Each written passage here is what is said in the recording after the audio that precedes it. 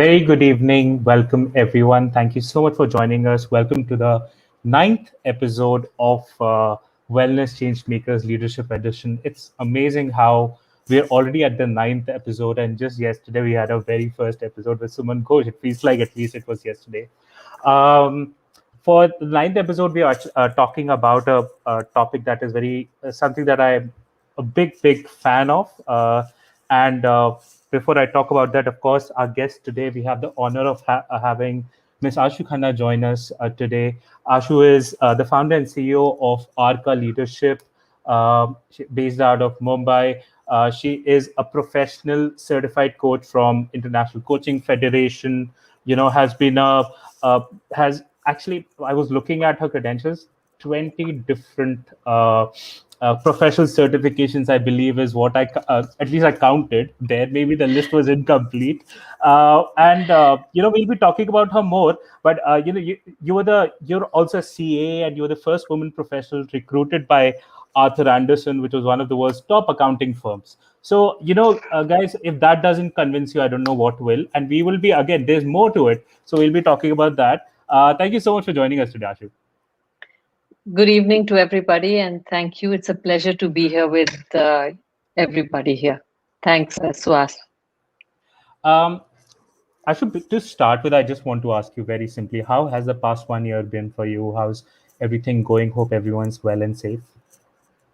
Thank you. Everybody's been well and safe.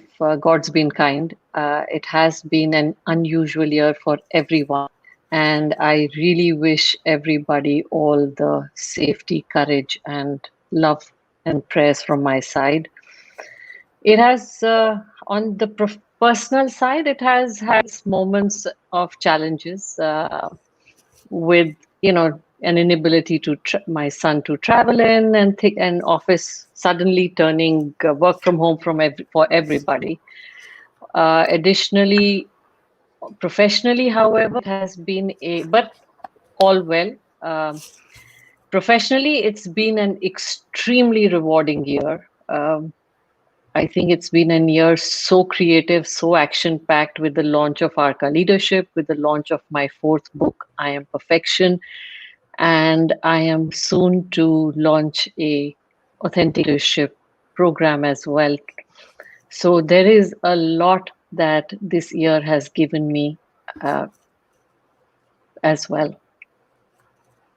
Very happy to hear that things have been well. Of course, I think the challenging part we can completely understand. It hasn't been an easy more than a 1 year now for Yeah. most people, I think so. But thank you so much again for being with us, and we're glad that and there's so many things which are happening as well. Yeah, you heard it right, that she was talking about a book. So Ashu has written 4 books till now, and right now the fifth one is work in progress. Uh, I want to start off with the very simple question that uh, I know I am asked a lot of times when I say that, yes, we work with leadership coaches and career coaches. In general, I think it's a question that most people ask themselves because they don't know what exactly is leadership coaching. What exactly does a leadership coach do? Okay. So first and fundamentally, there is a leader in all of us, and there is a coach in all of us. Observer in all of us is our coach, our guide, and our inner voice is our leader. So, what is it that a leadership coach is looking to do is expand the observer and help a client deepen their relationship with the leader within. That's the entire, the role or the relationship all about. And through the presence, the conversations, the questions, the observations, the listening, there is just so much that comes together in that. And the most importantly, the trust and relatedness. It is what really brings that whole relationship alive and helps a leader unfold to their Yeah. fullest potential. It actually, helps them understand their strengths more of, helps them understand what comes in the way of maximizing and harnessing those strengths. Uh, what is the whole observer about? It's really getting patterns. Life is all patterns. There's a science to life, seasons, behaviors. If you look at technology, chemistry, geography, everything is patterns. Similarly, human behavior, there are patterns to life and even ourselves. The more we expand the observer and become aware of those patterns and understand those patterns, understand the triggers, because even triggers have patterns, uh, the more we can actually live that life with awareness and unleash that potential of ours and engage. So that's what a leadership coach is really working towards. How can I help you identify those patterns? How can I help you unfold? And most importantly, how can I help a person integrate their thoughts, emotions, breath, energy, their entire being, center them, integrate them such that they grow into a holistic human being? I think that's very beautifully explained. Tell me a little bit about how, what kind of difference does have you seen leadership coaching make in the success of an organization as a whole? So I've worked with many clients over the years, and if there's few examples I'll share with you. So for instance, I've worked with CEOs who came in saying that I am very good at achieving outcomes, goals, all of that. When you come to the position of a CEO, leadership is not measured just by the bottom line, but also by the succession that you create, the people you empower, the team that grows with you, because it's about sustainability. It's not just about outcomes. Now, sustainability is it's a much larger game. It's really about aligning the vision, it's aligning relationships, outcomes. It's a far larger piece that you're looking at. Now, the minute you're looking at a far larger piece, there's a lot of letting go that it requires. Now, letting go itself is a very courageous act because we are so used to feeling I know it best and I do it best. So, working with these clients, I saw how one of them really opened his whole style changed, where from being just giving instructions and telling people what to do, he started hosting town halls. And by sheer virtue of hosting town halls, he opened himself to conversations, being challenged, ideations. There was a dramatic change in style of leadership and in the empowerment of the team, and the whole business grew by 300%. So the team grows, the business grows. That itself is, proof of the pudding. Similarly, I have worked with many clients who have transitioned to much senior roles, starting, being let's say, a director in a consulting firm, moving on to being a partner, or as a partner, expanding to being a senior partner, or similarly from, moving on from maybe being at a local or a India role, national role to a regional role. So expanding your role, your responsibility. So what it is doing is, imagine, think of it as it's helping you let go and expand yourself and create time to actually take on much more responsibilities, because the minute you're expanding your role, somewhere you're creating time, you're being more creative in solutioning, you're being more collaborative, because that's the only way you can expand and grow. So leadership, therefore, coaching brings in a person in many, many facets, makes you be more vision focused and communicate with a lot more clarity.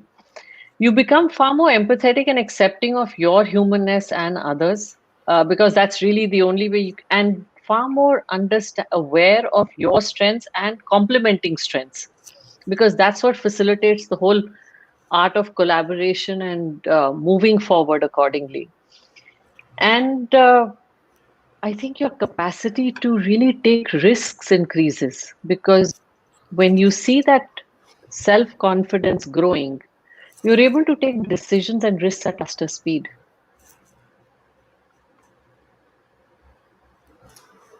Thank you so much for that. And I mean, of course, the figure like that, 300%, that is humongous. I think that Yeah. if that doesn't prove really that this is something that makes a huge difference, I don't know what can.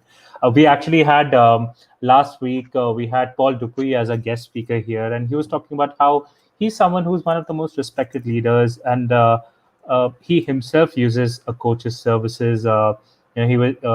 He talked about, I think, Mr. Marshall Goldsmith as his coach, and I believe there was you yourself were once trained by him. If you could tell everyone about it a little bit. So, as I was just telling you before we started the show, it was way back 2008 when I he used to still partner with ISB and had the time to partner. He was conducting a 2-day workshop on executive coaching, and that's what I'd attended. And I think other than what he very commonly his book, which has also done very well on what got you here won't get you there. I think what struck out most at me was the fact, the whole law of abundance, that sharing abundantly is what he's always done, just putting his wisdom, knowledge, experiences out there. Uh, that 2 days, other than learning with a lot of colleagues and peers and learning coaching, that one insight had such a dramatic change on me that I started writing in 2008, and I really did not know what to do with my writings at that stage. Uh, I just created a blog post account and I started putting everything out there. The I have no idea what numbers or who looked at it or what happened, but I think the biggest thing it did for me, it freed me from any expectations of what to do with my writing. It decluttered my head, and writing became a huge part of my life in, like, just centering me in finding my own answers. Writing became a fantastic tool, a meditative tool, a creative tool. I did not even know I had that in me. So there's just so much that unfolded from that one experience. Um, and then I actually, on my for my second book, I asked him to write the foreword. And once again, living up to his philosophy of abundance, he was very, uh, I met him in person again. He was extremely gracious about it. He didn't even take a minute. He just told me, "You just have to ask," and that was it. And within a couple of weeks, I had a forward my email box. So it's really wonderful. And seriously, if you guys don't know who Marshall Goldsmith is, just Google him. You'll find out. He's one of the world's top leadership coaches. Um, in answer to your previous question about how it affects an organization, how coaching can make a huge difference in an organization, you talked about how it actually helps build empathy in your clients. And by the way, guys, clients, let me give you some names of the clients: Adidas, UTV, BCG, Royal Bank of Scotland, Viacom 18, Max India Limited, Credit Suisse, and these are just some of the names. There's not even half the list. So I just wanted to know that um, this building of empathy thing, is this something that has become more recent, or is this something that was there before? And how is that in itself making a difference? Okay, so empathy is become more relevant now because of COVID, but was always there. It was always an outcome of coaching. Uh, because the first thing that any coaching engagement starts with is a sense of relatedness. And that's where empathy begins in the relationship. The second thing is, as the client becomes more self-aware. So I'll give you an example here. I was working with a very senior partner in a consulting organization, raking in numbers for the organization, but he had a challenge motivating his team. He could get his team working purely by authority, but I don't think it was the motivation factor. It was just the energy expended on getting them going and moving was too much for him. And that was a piece which the organization really wanted me to with him. And just one of the first things I asked him is, I said, how aware are you of your team? Now, nobody had even asked him that how much do you know your team? And it hadn't crossed his mind that he knew them as professionals, but not human beings. So he started investing time with them, made it a point to have sometimes drinks or maybe just a sit down or a coffee, just getting to know them, know their simple things. Like the more you get to know somebody's hobbies or you get to know somebody's family or situations, the more connected you feel and the easier it becomes to have a conversation. Like suddenly you will find three things that match and make sense, and you say, oh, wow, okay, even I've done this, even I know this, and so on. So it just opens up the relationship a lot more. He became more observant of what are their strengths, and if somebody of okay, we often complain about, the person is not listening, is procrastinating, or not committed. uh, it's not because somebody wants to procrastinate, but maybe sometimes they just haven't figured out how to tell you that they haven't understood because of the relationship or the authority or the fear or the hesitation.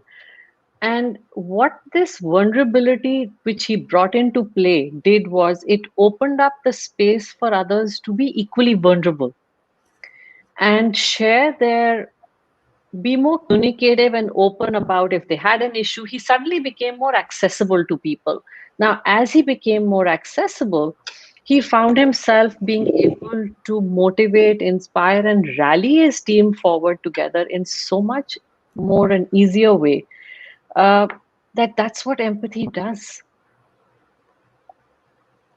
Guys, it's been 9 episodes, and I hope that you're all convinced about how effective empathy is. And seriously, I don't think there's a better explanation of what a difference it makes. Do you in India in the past, like you've been in this field for so many years, have you must have come across your fair share of skeptics as well with respect to the efficacy of leadership coaching, right? Completely.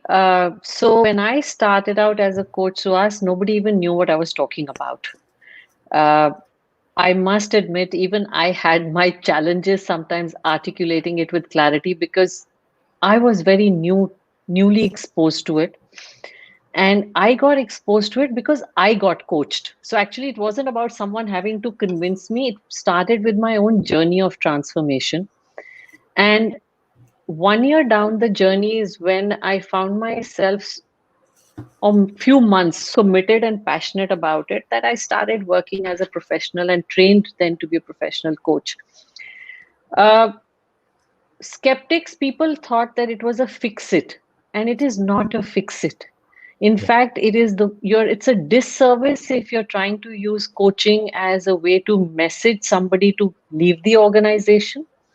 It is again good money into bad money if you're trying to force somebody to correct them. And or if you're trying to, it's not a remedial, it's a developmental, or more than it's a growth unfoldment. It's really for the human unfoldment. You understand it as a tool for unleashing potential and human unfoldment and transformation, then it is, I would say, everybody needs it because all of us are born to unfold. It is intrinsic our intrinsic nature to unfold. However, if you look at it as a fix it, then you're constantly looking at it as there's something wrong with this human being, and none of us there's nothing wrong with any of us. We are all perfect as we are. We just may not know how to live that perfection. So, all coaching is doing is guiding you to live that perfection.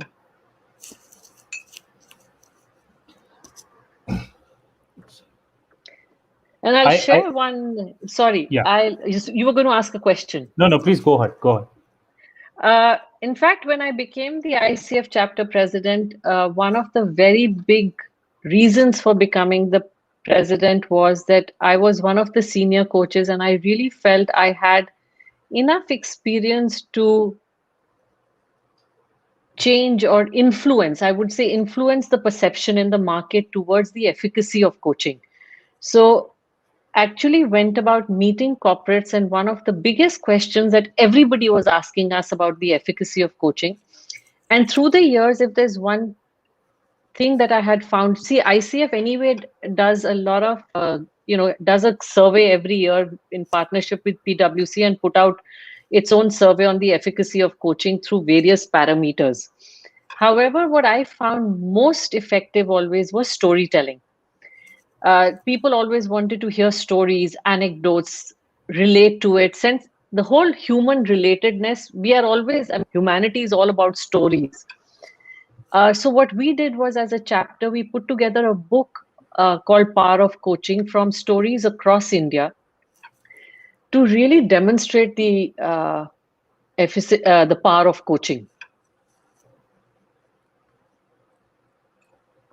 Got it.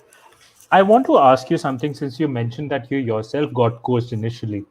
Uh, can you tell us a little bit about your experience at the receiving end as well? What is it like to get coached? So I get coached even today. Yeah. I seek out. Okay, that time it happened by, I think, just happened because I was my coach asked me if I was coachable. On the receiving, I would tell you that I think it's the best thing if you can get unstuck. All of us, it is not possible that we don't feel stuck. There are just so many decisions that can sometimes be challenging to take. And, just having somebody help you feel more anchored, help you bounce off, be that anchored presence, the confidant, the sounding board, a relatability, all of that makes you, assures you of that decision making. Two, it helps you discover facets about yourself which even you may not be sometimes aware of, uh, in terms of the strengths as well as what you may be projecting. Thirdly, it is unbelievable the amount of potential that you can discover. So, as a chartered accountant, for me to have made this transition, firstly as a leadership coach, then to have discovered the author in me, then to have discovered the chap becoming a leader, a motivational speaker, there's just so much newness that keeps coming up. uh, I would invite everybody to really try it out and see how much magic there is in uh, being with a coach. That's lovely. So just tying into that. So, who is leadership coaching it for? Is it someone who wants to become a leader, someone who is already a leader, anyone? Who is it for? So firstly, it is for anybody who's willing. You have to be willing to look within yourself. You have to be willing to face up to yourself, because the biggest thing about coaching is you have to be honest with yourself. It's not about being honest with the world or anyone else. It's hardcore honesty at your deepest core, facing up to your own paradoxes, facing up to your own hypocrisies, facing up to your own blunders, and even acknowledging your own strengths. Sometimes I think we are just shy of embracing our own strengths and saying, yeah, wow, I can do this, um, and validating yourself. So you have to be ready for that. um, as I said in the beginning, there's a leader in all of us. And today, if you note, Suhas, if you see, there are coaches who come forward with various niches, not just leadership, but you'll have a strategy coach, you have a business coach, and all kinds of relationship coach, and so on and so forth. Uh, it's ultimately about taking leadership of your life and yourself. So if you're willing to take leadership of your thoughts, emotions, and your actions and your entire, because everything that you do, you create. Your life is your creation. Your every moment is a moment of choice. Action, inaction, everything is our choice. So if you're willing to sit in that space and say, I want to live a life of design, choice, and mastery, and be that leader of my life, that's it for you. That's really what it is, does for you. That's really awesome. And Again, if any of you guys, uh, have any questions, have any skepticism, anything about leadership coaching, and how, as especially from the perspective of say an HR or a leader, how it can help you, please do share them. We've already started receiving some questions in the comments. We will be coming to them, but we'll be taking your questions very soon. Please do share your questions in the comment section, and we'll take them up one by one. uh, my next question is more with respect to, since we have been talking about leadership styles, and I know that you had made this very beautiful post about this in LinkedIn, which was that uh, we need to be very aware of our individual leadership styles. Uh, what are the various types, and how can a leader really go about identifying what their leadership style would be? So, firstly, leadership by itself, why this whole style thing comes into place, because you're really sitting in a position of high responsibility, influence, and impact. Yeah. Uh, and that itself puts upon you the onus of understanding the impact and influence you have on others, even unconsciously. People are always inspired. Leaders are role models. Now, when leaders are models, it becomes your onus to therefore understand that. Now, in the styles, you could be coach like or transformational, you could be autocratic or hierarchical, you could be democratic, you could be a servant leader. There are many, many styles of leadership.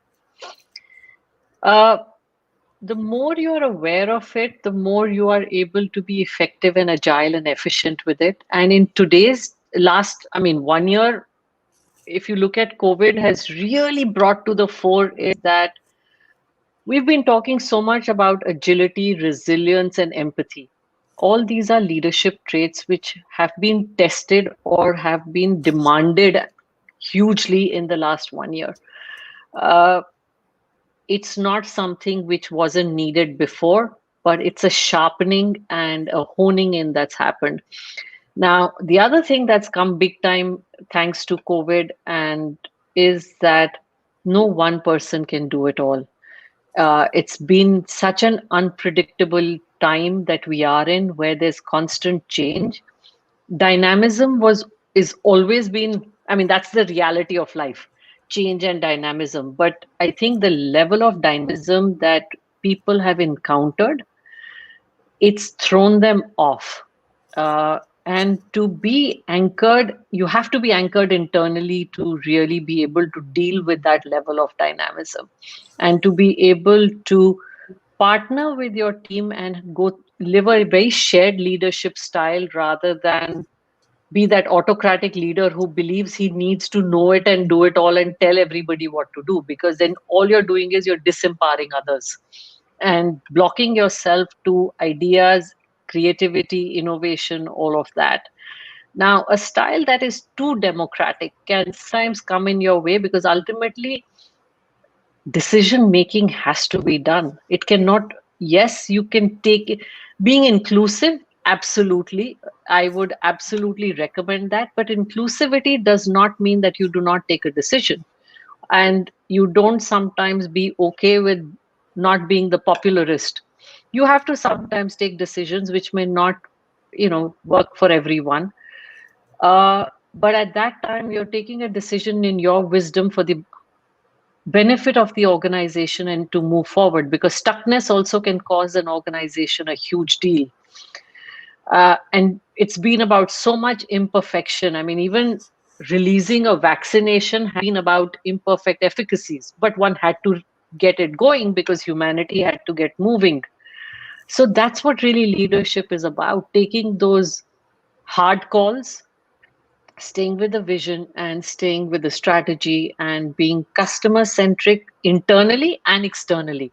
So it's a very fine dance that you're going on with at all times. And that's why it becomes important to understand what is my style, what part of my style plays to my strengths and what inhibits or obstructs me.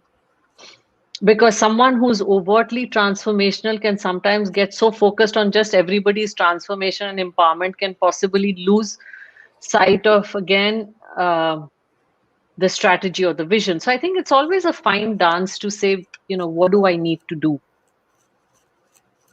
I think that I hope Manu that answers your question. We had this question that came up from Manu, is that how coaching and leadership styles can be balanced. So, like you said, it is a fine balance. Would you? Is there anything you would like to add here? So, Manu, what I'll add is what coaching does is it sets you back, brings you back to your vision and context, because sometimes in just the flurry of tasks and moving forward, it is not it is possible to lose sight of the vision. It also brings you back into understanding that leadership is about respecting your relationship with self and the world and staying in action. So it's bringing this entire gamut together and keeping that balance together, internal, external, everything. uh, Organizations have been known to and have often been criticized very shareholder focused, and I think they've had to become very stakeholder focused, where stakeholders became not just the shareholders but even the employees. So that's what coaching really would do. Absolutely. Thank you so much, and I hope Manu that answered your question. It does not just sound. I think we know that for sure that the past 1 year has really proven how important leadership coaching is. Do you think that this whole crisis that we've been in the past 1 year has made a difference, both in terms of understanding how leadership coaching is important and reduction in skepticism as well? Absolutely. So here's what I think, Suhas, anyway, the wave had changed. Um but clearly, there are more and more people who are seeing the need for an organizational transformation, I think, now. I think it's not just individual transformation. They're seeing that they need to empower top down, or you can say bottom up, and not just top down. So there have been conversations where organizations are saying that we want to now look at the supervisors, the managers, the mid levels, as well as all the way up. And the other interesting facet is um, more and more people are becoming more aligned to wanting to get more women into the workforce. There was a lot of gender diversity conversations which were anyway happening. Empathy has brought about a big need for women to come more into the workforce, because women naturally are more empathetic. It's not that men are not, it's just something which I would say there's from a percentage perspective or an intrinsic uh, perspective. So, okay, so my question is more of a curiosity one. I was wondering that I see that a lot of HR managers, HR professionals they usually do uh, will be leadership coaches parallelly as well. What is the link between the two fields? Okay, so firstly, HR is obviously the very word HR, human resources, is a very people centric role. Uh, with coaching gaining so much you know momentum in the market and so much awareness of its power, efficacy, and everything, they obviously have also understood that they need to understand this service completely, a, to engage within their own team, b, if they are looking at b, to partner with the business leaders, and c, to support those leaders to grow into better leaders. So it has been a combination of many things that have together this need for HR leaders to also do get certified as a coach and understand that coaching, let's take a step back. The coaching is a journey of self discovery. Are you really doing it to only support a client? Are you doing it for your own self discovery? So all that has happened, what has happened is that you have taken a decision to say, I have been only focused on building my skills as a HR professional. How about going on a journey of discovery and understanding how I am most effective and efficient? And as an HR person, supporting others to be the same. Absolutely. I do have some questions related to coaching as a career, but I think I will, guys, thank you so much for your questions. I'll take them a little more towards the end of the session. I wanted to take up this question that Vishal had for us, which is how does a fast moving organization like a startup really take that first step in leadership coaching? So, firstly, I must say that often I've seen startups are reluctant to take up the first step in leadership coaching because they're so focused on just execution and getting off the ground. On the other hand, if they were to look at it as by just taking this first step towards leadership coaching, they will get more clarity, they will get more time, they'll get more focused and efficient in their outcomes.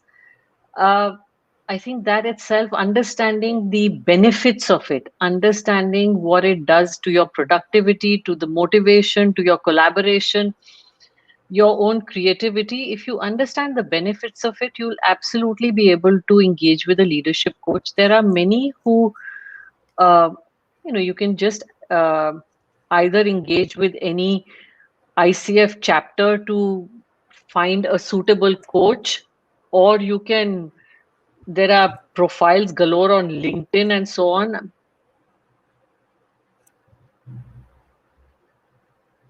ICF chapter to ask them to recommend or help you find profiles of coaches. And they don't function like a uh, recruitment agency where they are actually matching people for you.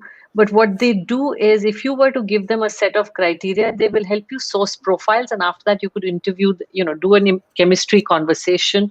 A chemistry conversation is something I would highly recommend to find a coach who is suitable for you. So you do that and then find who is right for you to on your journey of self discovery and growth and mastery. Thank you so much for that. I hope, Vishal, that answered your question. I want to go back to some questions that Manu has been asking related to empathy. So we're going back to that particular topic here, which is that, as a leader, how can I make sure that what are the aspects that I need to be sure of to be an empathetic leader? Because I think, especially in the current circumstances that we've been with the second wave, it has become all the more important where you as a leader will have so many people under you who might have gone through some major tragedies and grieving. So more than ever, the need for empathy has become all the more important. But how do I, as a leader, become one? How do I make sure that is it like I would like to think of it in this way. It's not a switch that you turn on and off. It would be something that you have It's to a inculcate into practice. your life. Yeah. Yeah, it's a practice, and one of the biggest practices is a pause. It's taking that pause to ask yourself and just listen. What are you trying to achieve? What's your end game? Uh, what is it that you want to do? And are you even listening? I think one of the biggest lacunas that comes into play is, do we just listen, hear the words, or are we listening deeply to what is somebody trying to say?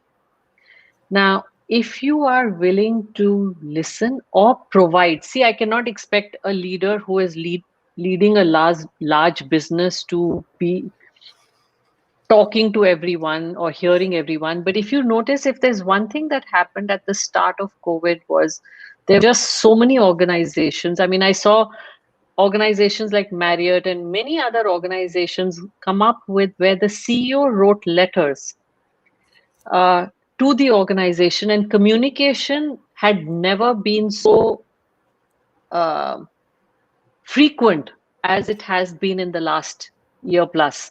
So frequent communication, transparent communication itself is a fact, is a display of empathy, because what are people grappling with most is the fear of unknown, uncertainties, loss of job, what's going to happen next, how do I support myself. Second thing is, you're keeping your ears to the ground, and if you're seeing that there are more and more employees who are like the second wave in India, for instance, or in other countries, you've had more grievance, tragedies.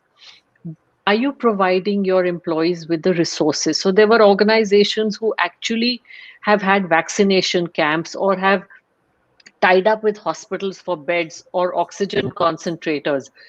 what are you doing in your capacity to support your people to guide through this whole scenario? Thirdly, work from home itself was the first thing that everybody started. So digitization, and how can you use digital transformation to your best to to keep people supported. uh, Webinars has been having webinars with experts, engaging counselors. I have seen so many organizations engaging counselors or having support groups getting formed. Are you forming support groups to support those who are going through a crisis? Are you encouraging employees also to form groups amongst themselves? Because if someone is having a very big crisis, the work also cannot suffer. I mean, end of the day, you have to keep the organization alive to keep the jobs alive. So what are you doing to balance that out? So there is a, it requires a, you know, a constant opening up of resources, as well as a looking at the bigger picture. So it's like a zooming in, zooming out, and engaging with your people to say, how can we really put all our resources to play, or ideating what can we do next. So how do you cultivate it? When you ask me the question, you take a pause and you really are, you need to clear your head to observe. What does that pause do? It helps you observe rather than just race forward.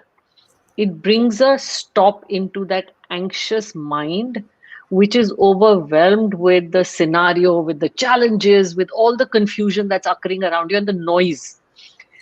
uh, then you really look for the patterns and you say, okay, what is it that I need to do, and who is my resource who can support me. So it's really breaking down the situation. And if you do this practice, whether you bring in to bring that pause in, whether you do yoga, you do meditation, you engage a coach, you go for a run, you exercise, whatever form that helps you bring in that pause, listen to music, read a book, whatever it is, but really working at centering yourself and expanding that observer in you. Thank you. And Now, staying connected with your people. I think that's a very big one. Staying connected and engaged. Because how do you else do you know the ground reality? yeah, absolutely. Um, Manu agrees. I mean, he has mentioned that, definitely agree with Ashu. Listening to is one aspect that really makes a difference in the end. Absolutely. I think that's the step number one any day in empathy. I had a question here, which, I'm going to modify a little bit, because the question is that, do you think leadership development must be a part of upskilling in every organization? From whatever we've heard in the past, say 43 minutes, I think it's a given that it definitely should be a part. I want to modify it, and I want to ask: is this something that should be an upskilling thing that comes later, or is it something that should be brought into the foray at the very beginning itself? So if you really look at it, it is a culture you can create. It doesn't have to be just about upskilling. It's a way of functioning. And if you bring it in as a culture, it becomes a way of doing and things at all times, not a stopgap or just when you need it. Yeah. Okay. Next question. So this is, how can HR leaders pick the right coach for their organization? There are a pool of them. Well, I have two answers for you. Number one, you can always please approach Ashu, and number two, you can approach us at your dose. Okay, because we will take care of that. But in all seriousness, Ashu, I think this is a question that might be the next big question after what is coaching. That how do I pick the right one?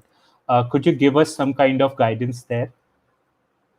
So it's a okay. So just yesterday, I was having a conversation with a potential client, and one of the first thing they said was that we, as an organization, want coaches from the same industry. Now, not all organizations ask for it. It is not, because coaching is behavioral and it's not industry. It's specific. However, it's agnostic. However, there are some organizations who want coaches from the same industry, from the same level of experience or function. They are particular about the number of years you've done as a coach, who, what is your sweet spot, what is your coaching style, like one of the first, the other things they asked me is that we want someone who can really stand up to our leaders and say it as is. So be that mirror. So, you need to know your people, you need to know your organization, but most importantly, I think you need to understand that the coach should understand that it is a journey of self discovery. It is about the client, not about the coach.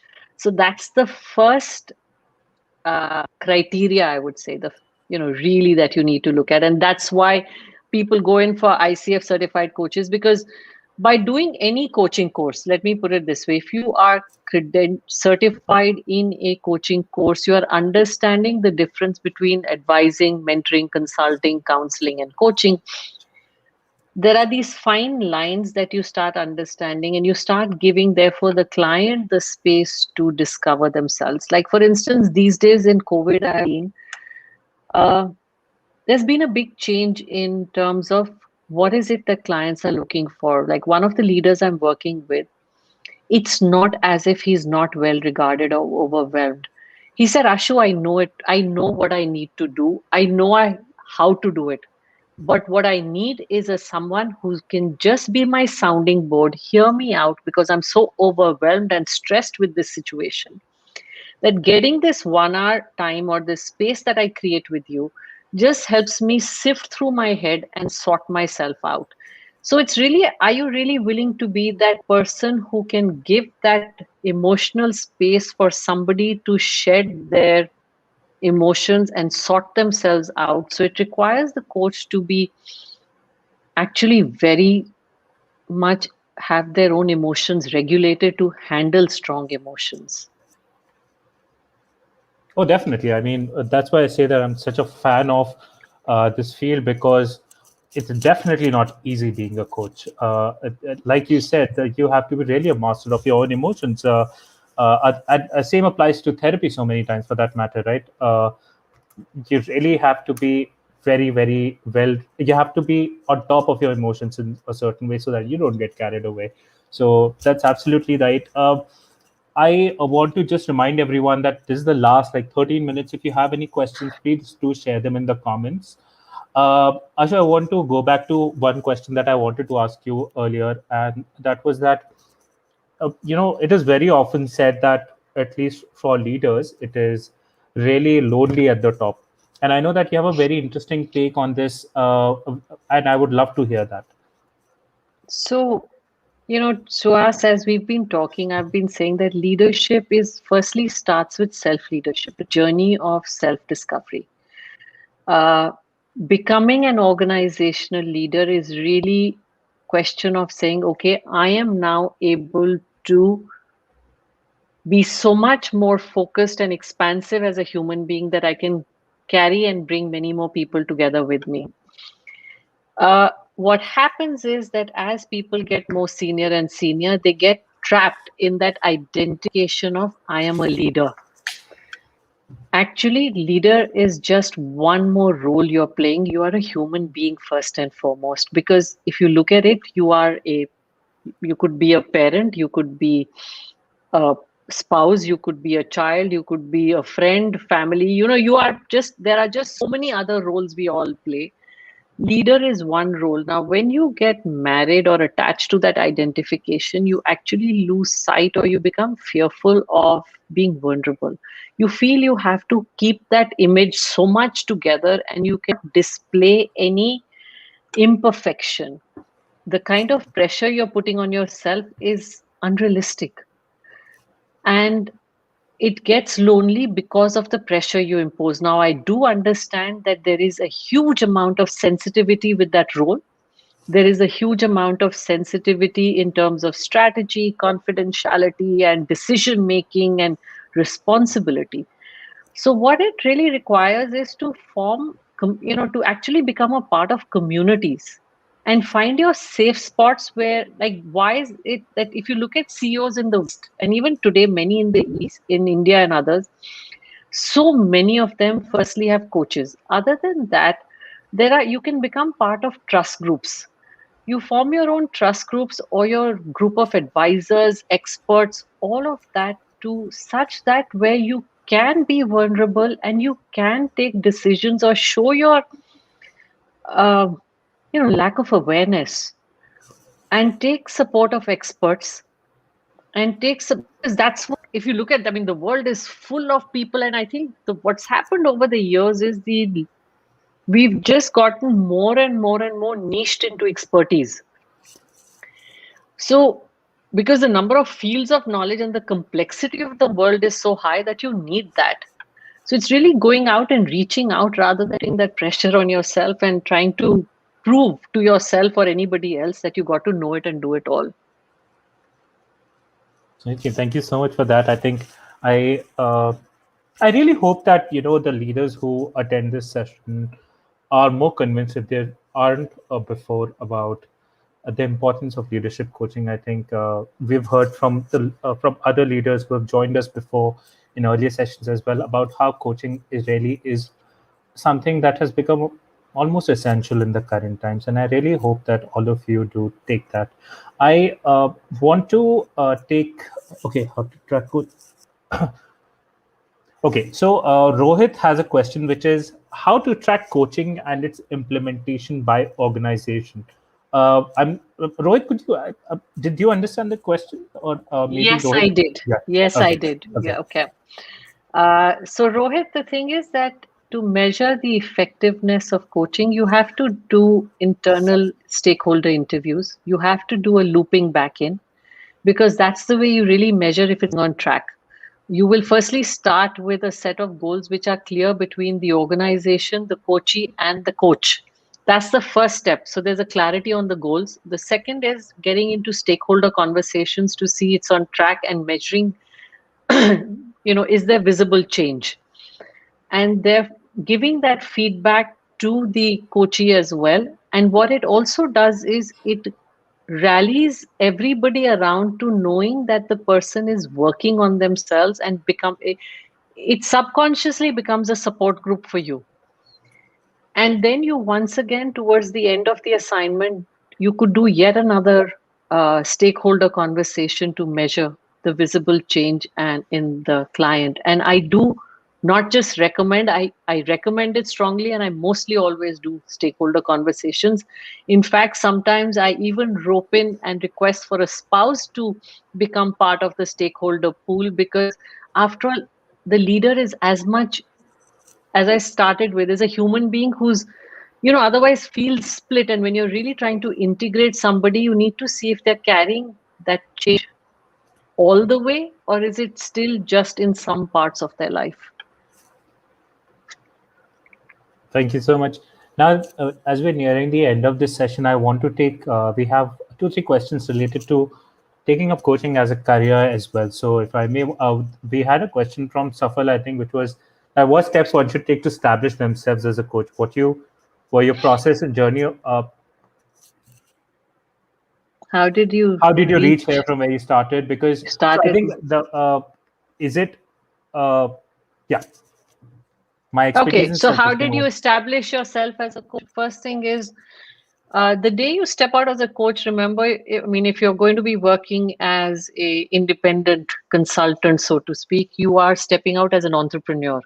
And like any entrepreneur or consultant, you have to put yourself out there, do your business development, and put your content out there, share what you know, your experiences, and reach out.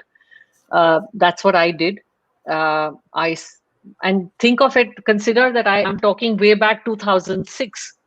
So obviously, I mean, today you have, second thing is, you could get affiliated with coaching communities, because that itself is a great way to learn and to partner and work together, or get to know more ways of stepping out. Third thing is, uh, you keep your learning journey going, because coaching, the very fact, as I said, you're starting on a journey of self discovery, which starts with yourself. The more you discover and learn about yourself and grow as yourself, the more you're able to support clients to discover themselves. So you continue and start with self transformation, and you make it a way of life rather than just a profession. I think a leader, from what I see, every single leadership coach that I've interacted is how they themselves are great leaders. I think that goes without saying as well, that you have to be you have to pretty much imbibe those values as well. Would I be correct in saying See, that? absolutely. See, it comes back to relatability. Uh, it comes back to mirroring and presence. Unless you carry that presence, you understand the challenges, you understand what self leadership means. How can you even go about supporting another? And that's where empathy comes into play. And empathy in action is really compassion. So, and it's that compassion which enables you to really give that space to another to be human, Swas. And that's what this journey is all about, is finding our humanness and unleashing ourselves. 100%. Thank you so much. I'm gonna move to the last two questions that we have. We have another follow-up question by Safal, which is that does it help or hamper to create a very specific niche of work as a coach?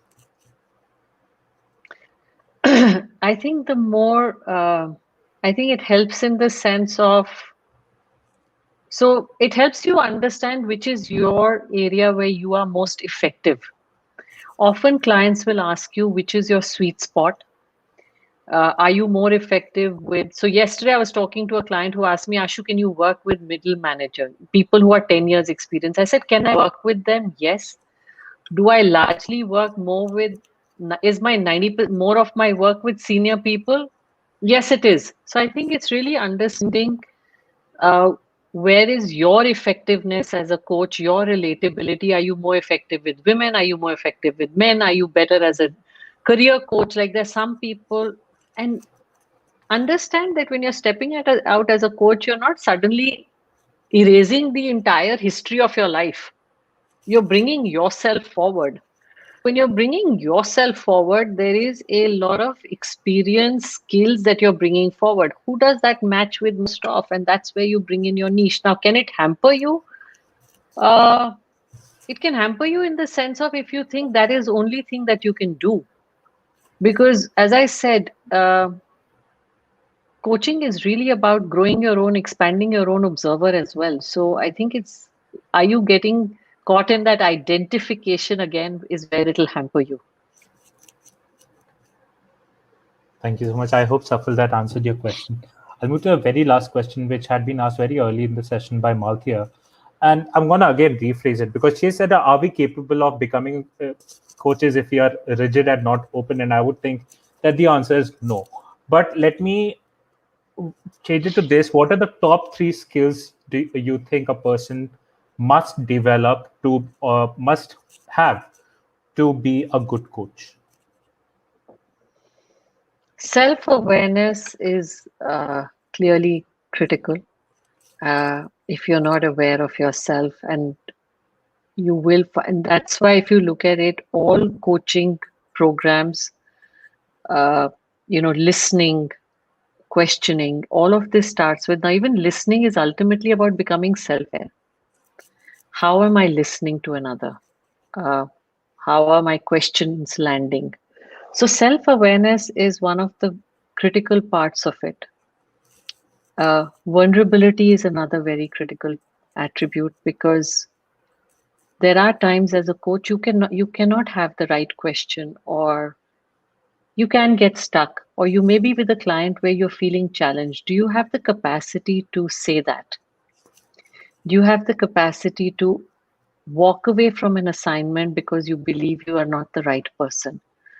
So I think that self honesty, that authenticity is very, very important, because only when you are authentic with yourself can you actually support another to be authentic.